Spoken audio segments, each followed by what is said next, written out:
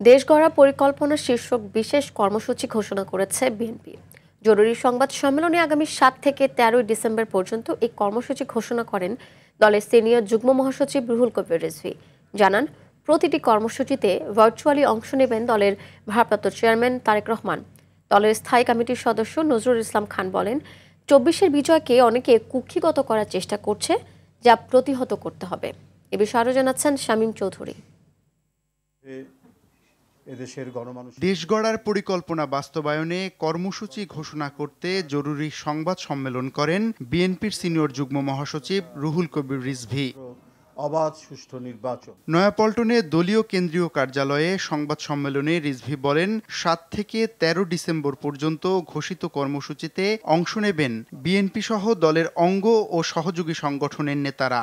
বাংলাদেশ জাতীয়তাবাদী দল বিএনপির দেশ গড়ার পরিকল্পনা শীর্ষক একটা কর্মসূচি গ্রহণ করা হয়। সেই কর্মসূচি শুরু হবে আগামী 7ই ডিসেম্বর থেকে 13ই ডিসেম্বর পর্যন্ত। এই 6 দিন এই কর্মসূচিটি অব্যাহতভাবে চলবে।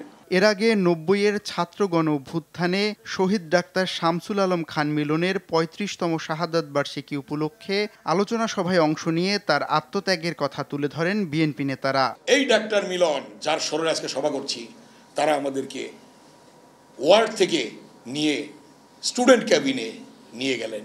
জাতীয় প্রেস ক্লাবে 90-এর ডাকসু ও সর্বদলীয় ছাত্র ঐক্য আয়োজিত সভায় রিজভী বলেন, ব্যাংকে শেখ হাসিনার ভল্টে পাওয়া স্বর্ণ তার দলের কোনো নেতার কিনা সেটাও হয়তো বের হবে। ব্যাংকের ভোল্ট থেকে 2টি ভোল্ট থেকে 832 ভরি সোনা বেরোচ্ছে কিভাবে? এই স্বর্ণ ভরিগুলা শেখ হাসিনার না তার দলের কারো, এইটা নিয়ে এখন এক ধরনের কথাবার্তা চলছে, হয়তো 2-1 দিনের মধ্যে সেটা প্রকাশ পাবে। এ সময় বিএনপির স্থায়ী কমিটির সদস্য নজরুল ইসলাম খান বলেন, গণতন্ত্র প্রতিষ্ঠায় দেশে নির্বাচনের বিকল্প নেই। 24-এর ছাত্র গণঅভ্যুত্থান আন্দোলনকে বা আন্দোলনে অর্জিত বিজয়কে বিভিন্ন দিকে প্রবাহিত করার নানা অপচেষ্টা চলবে। সেই অপচেষ্টাকে মোকাবেলা করতে হবে। আলোচনা সভায় বিএনপি চেয়ারপারসন বেগম খালেদা জিয়ার সুস্থতা কামনায় দোয়া ও মোনাজাত করেন 90-এর ডাকসু ও সর্বদলীয় ছাত্র ঐক্য। শামীম চৌধুরী, RTV, ঢাকা।